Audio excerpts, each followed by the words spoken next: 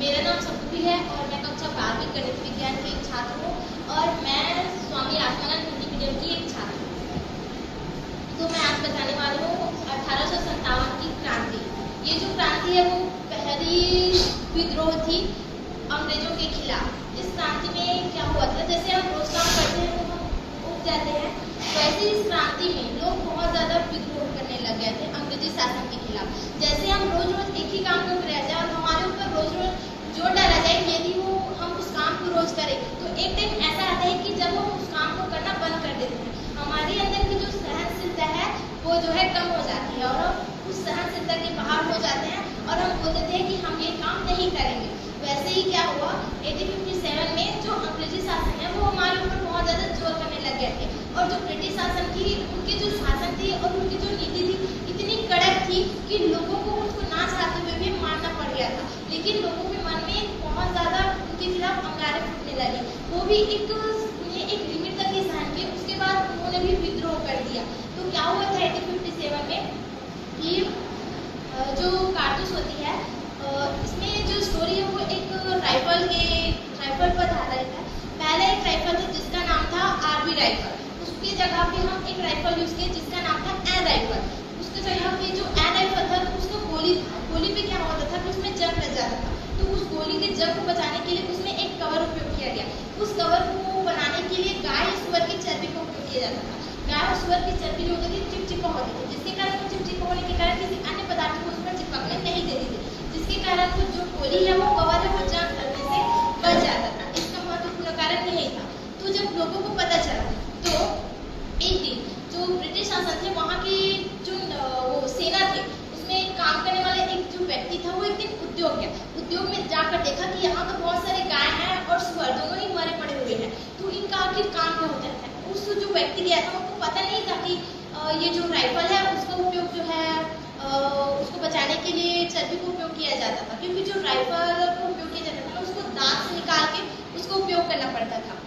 तो एक दिन कंपनी गया और फिर वहाँ काम करने वाले कर्मचारियों से पूछा कि ये क्या हो रहा है, इतने सारे जो गाय हैं और सुअर हैं वो मरे पड़े हुए हैं, तो इसका उपयोग क्या करें।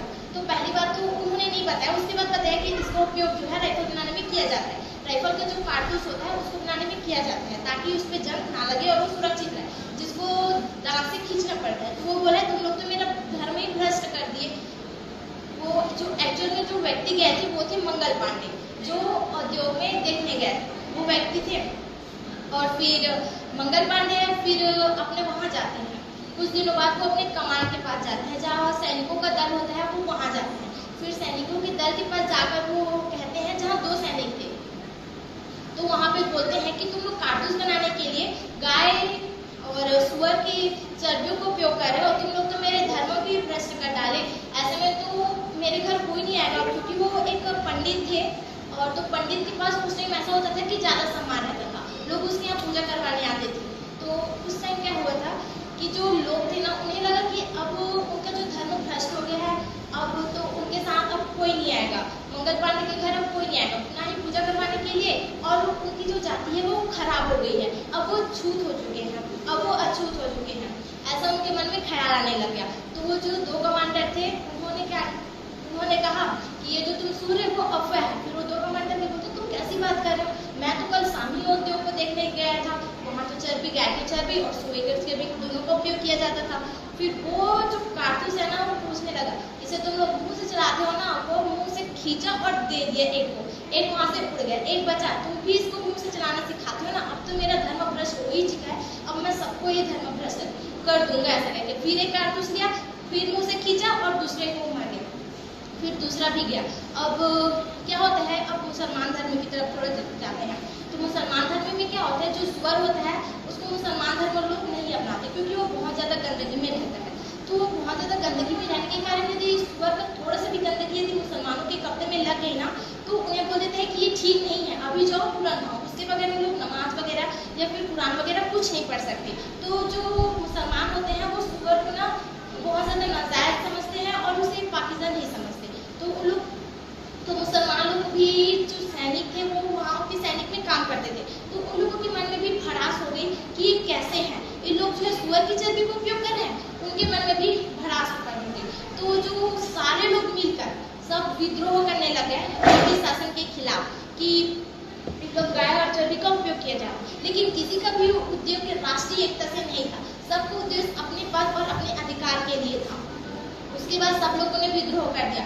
जो मंगल पांडे थे उन्होंने एक टीम बनाई, एक सैनिकों का दल बनाया। उस सैनिकों के दल में जो उन्होंने एक डेट तैयार किया जिस पर उन्हें विद्रोह करना था। वो डेट था 23 मई 1857।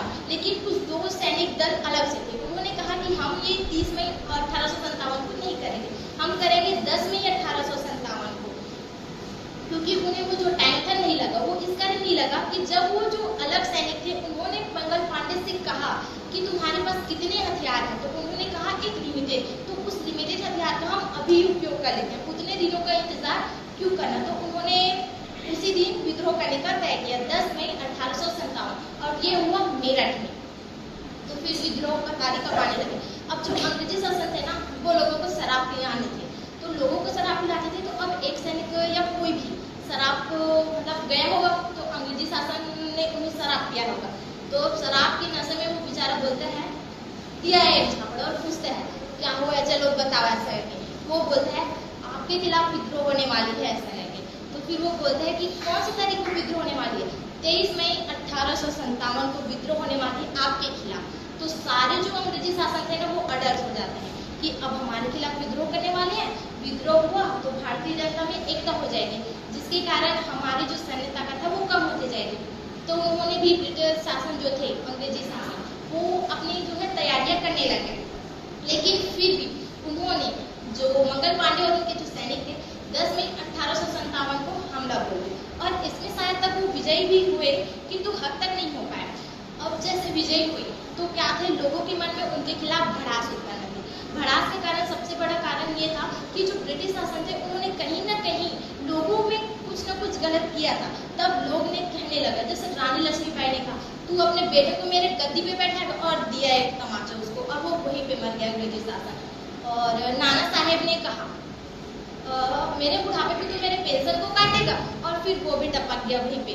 जो अंग्रेजी शासन था उसको लिया, और ऐसे ही सब लोग अपने अपनी भड़ास उतारते गए। उसके बाद एक पीरनी नाम का एक व्यक्ति था जो किताबों का काम करता था। वो किताबों की बिक्री करता था, और वो किताबें नॉर्मल किताबें नहीं होती थी। उनकी किताबों में ना थोड़ी मोटिवेशन और इंस्पिरेशन, और साथ ही ऐसी भड़ास वाली बातें दिखाई देती जो दूसरों की विद्रोह कर सके, उनको उकसाया जा सके। तो वो भी वहाँ आए थे, क्योंकि अंग्रेजी शासन ने क्या किया था, उनकी किताबों पर ना रोक लगा दिया था। कैसे रोक लगाया था, उसकी जो किताबों की दुकान थी पीरली, उस पर जो है उन्होंने बुलडोजर चलाकर उसे गिरा दिया था, जिसके कारण उसके अंदर भी भड़ास उत्पन्न हो गई थी। उन्होंने ऐसा किया। फिर पीरली भी आया, फिर उन्होंने भी विद्रोह किया। उन्होंने ये कहा कि जिस तरह चंद्रगुप्त मौर्य ने घनानंद का साम्राज्य घनानंद का साम्राज्य नष्ट किया था, वो भी इसी पाटलिपुत्र के धरती पर, वैसे ही तुम लोगों इस पाटलिपुत्र के धरती पर अंग्रेजी शासन का जड़ उखाड़ दो। ऐसी आवाज ने लोगों के मन में एक गूंज तैयार की, जिसके कारण अंग्रेजी